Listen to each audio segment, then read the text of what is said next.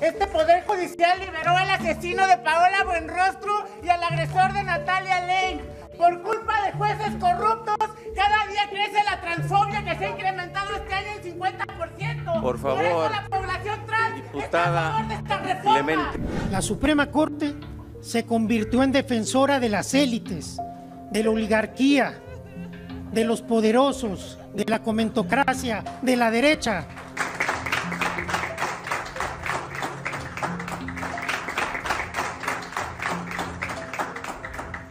Hoy las puertas del Poder Judicial están abiertas al tráfico de influencias y cerradas al pueblo de México.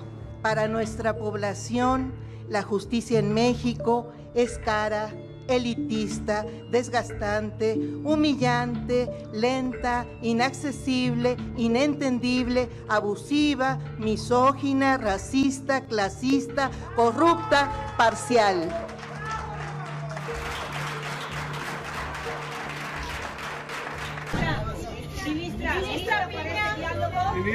Ministra, unas palabritas. Ministro Lainez, unas palabritas. Ministro Lainez. Hola, ministro Lainez, aunque sea. ¿Listos para este diálogo? Ministra Margarita. Hola, Margarita, tarde. ¿De qué ánimo vienen? ¿Contentos? ¿Por qué no? Muy bien. Hoy sí están aquí. Y me alegra mucho que estén aquí. Nosotros tenemos puntos de vista sobre la reforma que iremos desahogando, pero advertimos al país y a la población que venimos acompañados de una gran legitimidad. El pueblo nos otorgó el poder reformador de la Constitución. El pueblo nos otorgó el tener constituyente permanente, pero vamos a actuar con prudencia y cautela y vamos a respetar la expresión y el punto de vista de las minorías, pero también de los miembros del Poder Judicial. Ese es nuestro propósito y nuestro objetivo, pero no vamos a desoír el mandato popular. Nos debemos a él. Creo que el final de un sexenio no es el momento oportuno para la magnitud del debate que se requiere y para los cambios que se proponen y las consecuencias de los mismos. No deseamos jueces con prejuicios y mucho menos improvisados. Los queremos de carrera judicial, bien remunerados y con la certeza de que su trabajo puede ser una profesión de toda la vida y que al final de la misma gozarán de un justo retiro. Cosas como, por ejemplo, la elección de jueces, ministros y magistrados, porque se argumenta con esa propuesta que se puede solucionar los problemas de corrupción, que se puede generar mayor independencia y autonomía al Poder Judicial, que se puede también acabar con la impunidad y que se puede también lograr mejores condiciones para acelerar los procesos en las resoluciones. Y la verdad es que por más que leemos en la propuesta, no hay un elemento que permita asegurar que esto es así. Por lo menos desde Acción Nacional, y supongo que algunos más también así lo pueden hacer, el reconocer la labor de los ministros de la Corte, que ha sido una labor valiente, que ha sido una labor siempre en pro de aquello que tiene que ver con el profesionalismo y desde luego con el respeto irrestricto a la Constitución. Así que nuestro reconocimiento para todas y todos ustedes.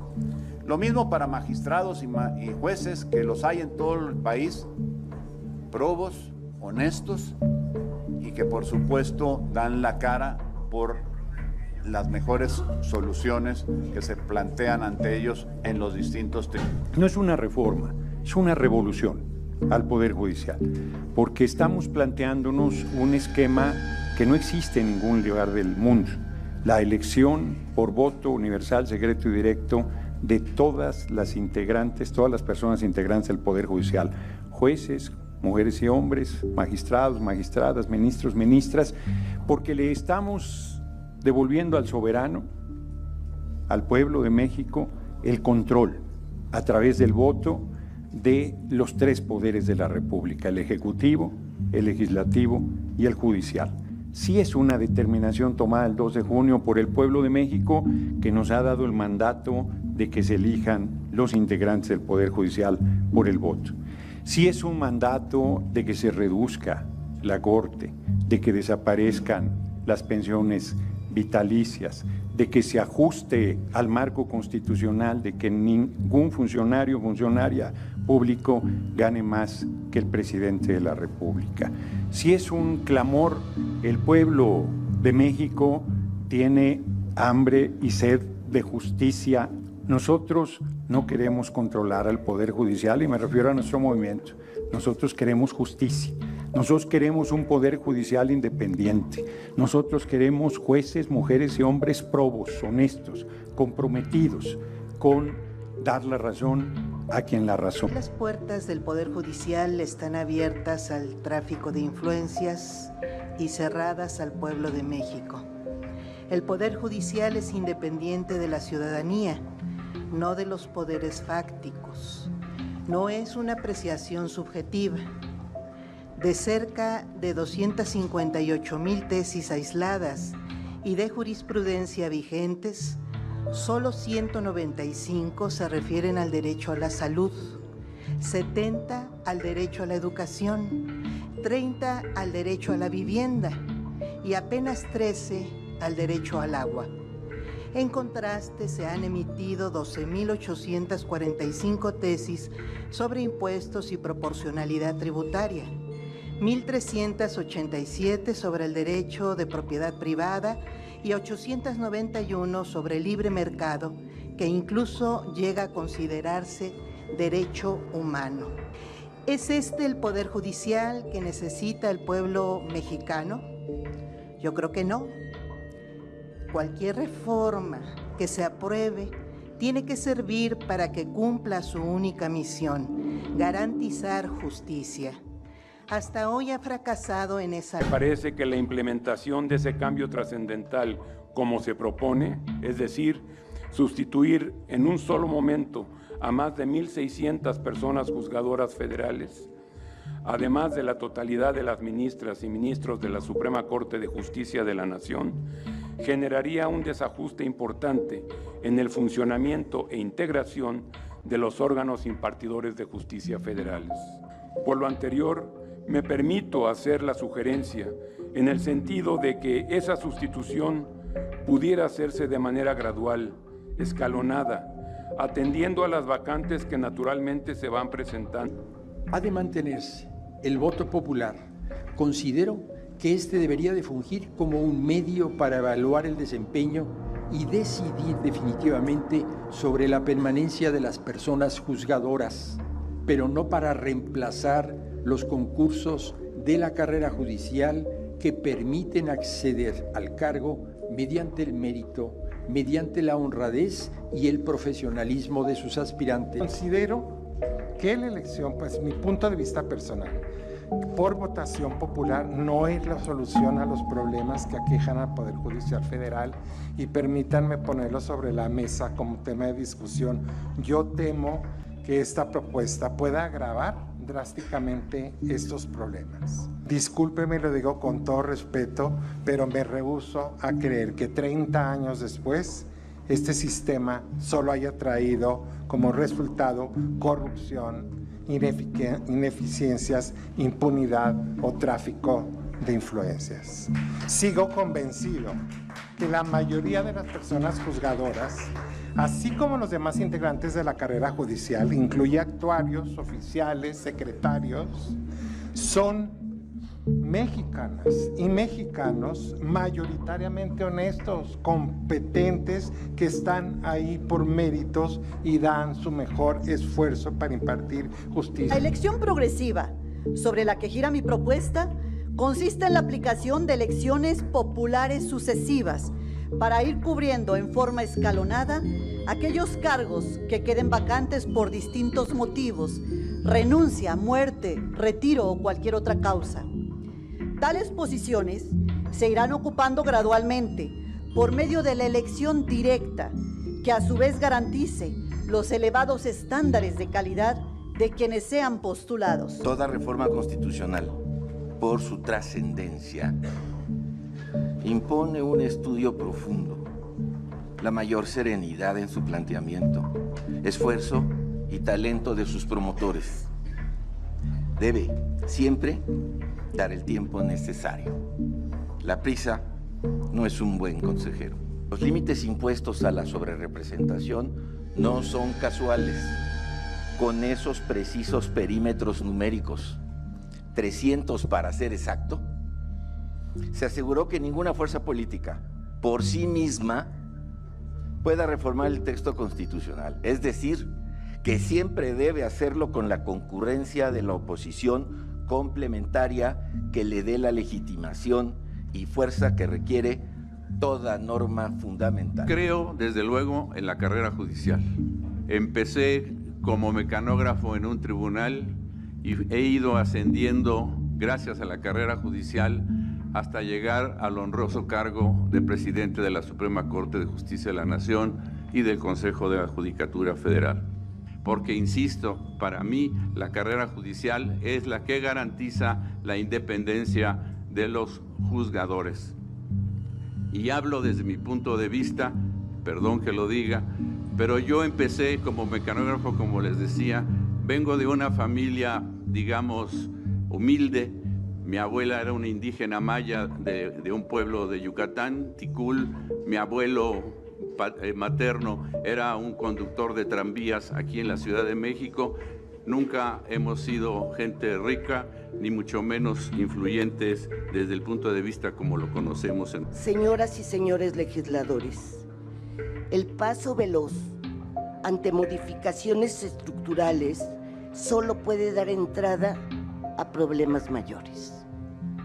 En las últimas décadas, esta soberanía ha impulsado reformas en diversas materias como la penal, la civil, los mecanismos alternativos, la laboral y la judicial.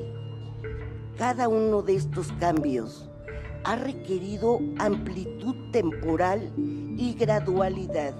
Por ello, en la reforma judicial que hoy nos convoca, no debe pesar más la celeridad que la idoneidad.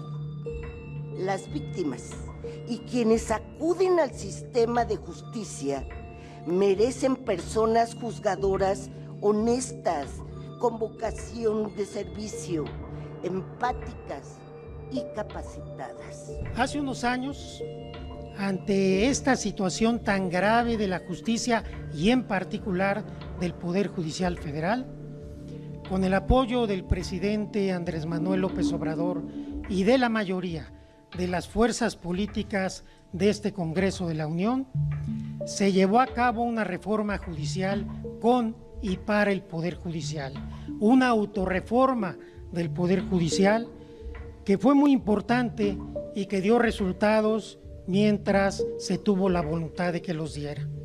Se combatió como nunca la corrupción, se desarticuló el nepotismo, se previno y se castigó el acoso sexual. Generamos una justicia digital completa. Tuvimos una escuela profesional, judicial profesional, con una nueva carrera judicial.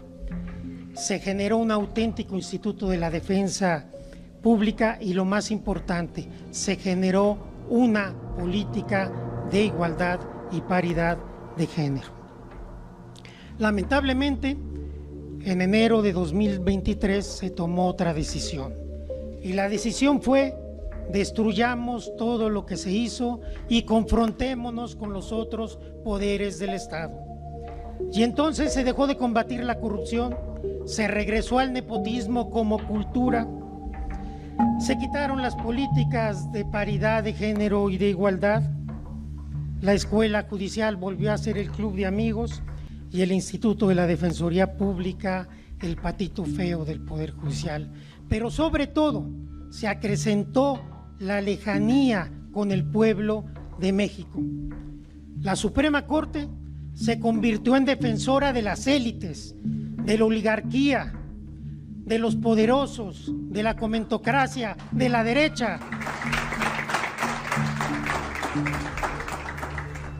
La Suprema Corte decidió otorgarle a la oposición en una suspensión, en una sentencia, lo que habían perdido en las urnas. Y esto lo dije en el Pleno de la Corte, siendo ministro en funciones. Pero lo peor, decidió intervenir en el proceso electoral de manera descarada con los hechos que hoy son públicos de todos nosotros. ¿Cómo se hizo todo esto? Con la máscara de la supuesta independencia judicial. Somos independientes y podemos hacer lo que queramos y no tenemos que darle explicaciones a nadie. Pero olvidaron que el pueblo no es tonto. Y el pasado 2 de junio, el pueblo mandó un mensaje contundente de que se requiere una profunda reforma judicial y que requerimos una justicia diferente. Casi 36 millones de votos le dijeron a los ministros y a las ministras: no más injusticia, ya basta. Tenemos hoy un claro mandato popular que no podemos traicionar.